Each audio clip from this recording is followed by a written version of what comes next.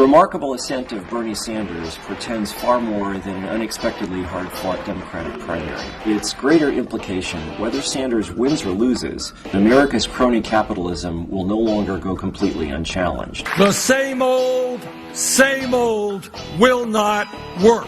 At the same time, however, the equally stunning ascent of Donald Trump means that America is in danger of becoming unhinged. Build a wall! Build a wall! Sanders and Trump are opposite reactions to the same problem.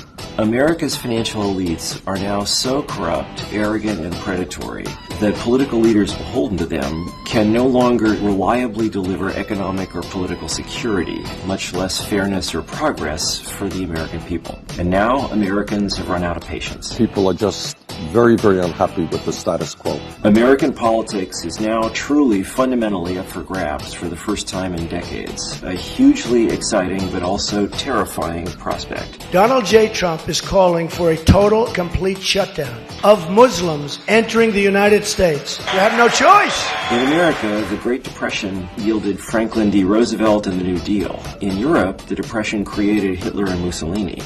So America's reaction against its corruption and decline could bring out our best or our worst. Indeed, this is the Democratic establishment's rejoinder to Bernie Sanders. If he loses, we'd get an insane Neanderthal running the country. I'm going to bomb the shit out of him. And furthermore, even if Bernie was elected, he couldn't get anything done. No way could Bernie break up the banks, for example. Only a pragmatic, moderate insider can get anywhere now.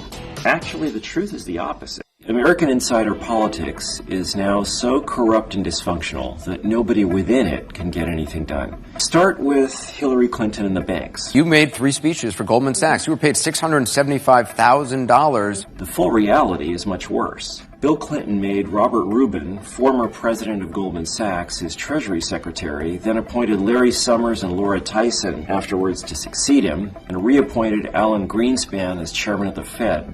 Together, they let the banks run amok. In fact, they helped them. They repealed Glass-Steagall, banned the regulation of derivatives, refused to use the Fed's authority to regulate the mortgage industry, and did nothing as securities fraud permeated the internet bubble. After leaving office, both Bill and Hillary made millions of dollars giving speeches to the banks while being remarkably quiet about the prosecution of financial crime. Now Hillary says she'll rely on Bill for economic policy. Bad idea. But could Bernie do any better? Well, he could appoint an attorney general and a head of the Department of Justice Criminal Division who haven't spent their entire careers defending corporate criminals, and he could invite the Justice Department to put lots of bankers in jail. Sanders could also appoint an antitrust division head who would actually investigate the many cozy cartel-like arrangements that pervade finance and bring major antitrust cases against the banks. He could appoint a Federal Reserve chair who would require banks to divest assets and operate safely, and regulate bankers' compensation so that if they caused a disaster, they couldn't profit from it personally. All this could be done without a single new law. Win or lose, Bernie Sanders has given us the opportunity to create a powerful, enduring, progressive reform movement.